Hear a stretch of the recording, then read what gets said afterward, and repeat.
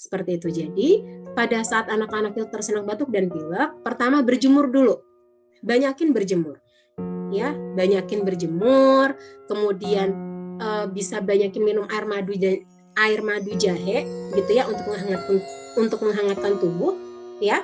Kemudian kalau saya biasanya dengan kencur, biasanya kalau batuknya sudah ngiklik banget ya, biasanya saya kasih kencur. Tapi kalau misalnya untuk batuk dan pilek yang biasa, udah madu dan jahe aja. Jadi jahe sejempol digeprek, kemudian direbus gitu ya, direbus, kemudian nanti setelah hangatnya sama-sama kuku baru dikasih madu, kemudian diminum sehari 2 kali, pagi sore boleh. Kalau misalnya mau 3 kali juga nggak masalah juga, itu menghangatkan tubuh dari dalam ya. Dan ada antibakterinya juga, kemudian untuk meningkatkan imunitas juga ada.